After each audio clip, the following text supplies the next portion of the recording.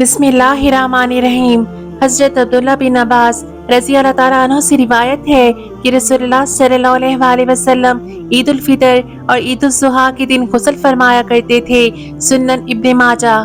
عید الفطر اور عید الاضحیٰ کے دن غسل کرنا اور حسب توفیق اچھا صاف ستھرا لباس پہننا اور خوشبو استعمال کرنا امت کے ان متواتر اعمال میں سے ہے جن کا رواج بلا شبہ قرن اول سے چلا آ رہا ہے، اس لیے اس میں شبہ نہیں کیا جا سکتا کہ امت کو اس کی تعلیم و ہدایت رسول اللہ صلی اللہ علیہ وآلہ وسلم کے ارشاد یا عمل ہی سے ملی۔ لیکن ان چیزوں کے بارے میں جو روایات کتب حدیث میں ملتی ہیں، محدثین کے اصول تنقید کے مطابق ان سب کے سندوں میں ضعیف ہے۔ حضرت عبداللہ بن عباس کی یہ روایت جو سنن ابن ماجہ کے حوالہ سے یہاں درج کی گئی ہے، اس کی سند بھی ضعیف ہے۔ یہ ایک واضح مثال ہے اس حقیقت کی کہ بعض روایتوں کے سندوں میں اصطلاحی ضعیف ہوتا ہے لیکن ان کا مضمون صحیح اور ثابت ہوتا ہے۔ بس اگر کسی حدیث کی سند میں محدثین کے نزدیک ضعیف ہو لیکن اس کا مضمون شواہد و قرائن سے صحیح ثابت ہوتا ہو تو وہ صحیح حدیث ہی کی طرح حجت اور قابل قبول ہوگی۔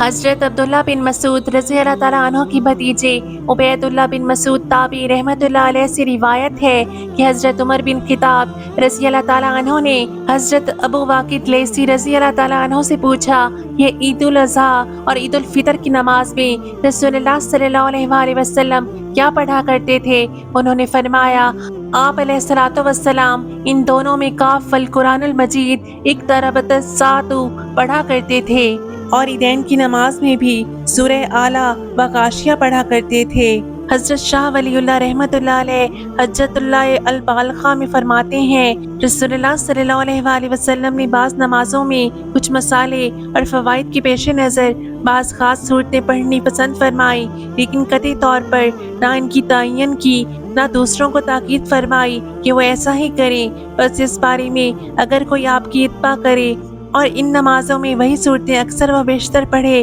تو اچھا ہے، اور جو ایسا نہ کرے تو اس کے لیے بھی کوئی مذائقہ اور حرج نہیں ہے۔